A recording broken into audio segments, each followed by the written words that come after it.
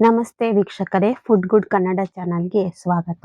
ಇವತ್ತು ನಾವು ಹೋಟೆಲ್ ಸ್ಟೈಲಲ್ಲಿ ಚಿಕನ್ ಲಾಲಿಪಾಪ್ ಹೇಗೆ ಮಾಡೋದು ಅಂತ ನೋಡ್ಕೊಳ್ಳೋಣ ಬನ್ನಿ. ನೋಡಿ, ಚಿಕನ್ ಲಾಲಿಪಾಪ್ 1/4 kg ತಗೊಂಡಿದ್ದೀನಿ. ಇದರಲ್ಲಿ ಒಂದು 16 ಪೀಸ್ ಬಂದಿದೆ. ಸರಿ, ಇದು ಹೇಗೆ ಮಾಡೋದು ಅಂತ ನೋಡೋಣ ಬನ್ನಿ. ಮೊದಲಿಗೆ ಶುಂಠಿ ಬೆಳ್ಳುಳ್ಳಿ ಪೇಸ್ಟ್ ಹಾಕೊಳ್ತಾ ಇದ್ದೀನಿ. 1 ಸ್ಪೂನ್ ಅಷ್ಟು. ಅರ್ಧ ನಿಂಬೆಹಣ್ಣು ಇಟ್ಕೋಬೇಕು. ಸ್ವಲ್ಪ ಹಸಿಮೆಣಸಿನ್ಕಾಯಿ, ಒಂದು 2-3 ಆದ್ರೂ ಪರವಾಗಿಲ್ಲ, ಉದ್ದುದ್ದ ಹೆಚ್ಚಿರೋದ್ರಿಂದ ಹಸಿಮೆಣಸಿನ್ಕಾಯಿ, ಸ್ವಲ್ಪ ಕರಿಬೇವು, ರೆಡ್ ಕಾಶ್ಮೀರಿ ಚಿಲ್ಲಿ ಪೌಡರ್ ಹಾಕೊಂಡಿದ್ದೀನಿ ಕಲರ್ಗಂತ. ಚಿಕನ್ ಮಸಾಲ 1 ಸ್ಪೂನ್ ಅಷ್ಟು ಹಾಕೊಂಡಿದ್ದೀನಿ. 1 ಮೊಟ್ಟೆ ಹಾಕೋಬೇಕು.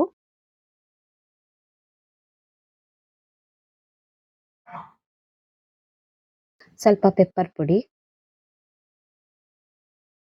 ಸ್ವಲ್ಪ ಅಜ್ವಾನ್ ಹಾಕೋಬೇಕು. ಇದೇ ಚಿಕನ್ ಲಾಲಿಪಾಪ್ಗೆ ತುಂಬ ಟೇಸ್ಟ್ ಕೊಡುತ್ತೆ. ರುಚಿಗೆ ತಕ್ಕಷ್ಟು ಉಪ್ಪು.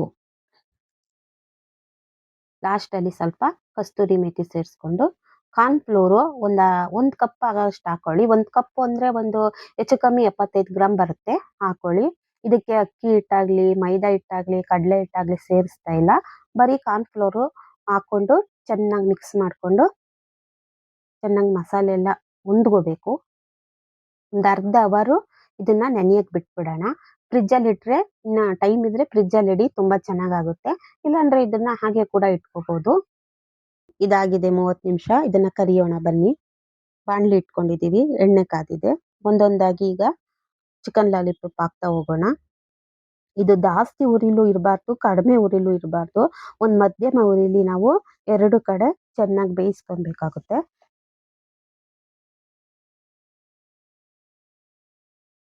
ಇದು ಬೇಯ್ತಾ ಬೇಯ್ತಾ ಚೆನ್ನಾಗಿ ಒಂದು ಒಳ್ಳೆ ಕಲರ್ ಬರುತ್ತೆ. ಗರಿಗರಿಯಾಗಿ ಚೆನ್ನಾಗಿರುತ್ತೆ, ಮಾತ್ರ ಒಳ್ಳೆ ರುಚಿ ಕೊಡುತ್ತೆ. ಮನೇಲೆ ನಾವು ಇದನ್ನ ಆರಾಮಾಗಿ ಮಾಡ್ಕೋಬಹುದು. ಮಕ್ಕಳು ತುಂಬಾ ಇಷ್ಟಪಟ್ಟು ತಿಂತಾರೆ.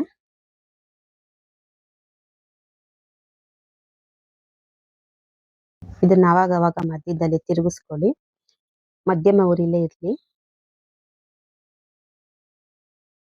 ನೋಡಿ, ಈಗ ಇದಾಗಿದೆ. ಎಲ್ಲ ಒಂದೊಂದೇ ತೆಗೆದು ನಾವು ಸರ್ವಿಂಗ್ ಬೌಲ್ಗೆ ಹಾಕೊಳ್ಳೋಣ.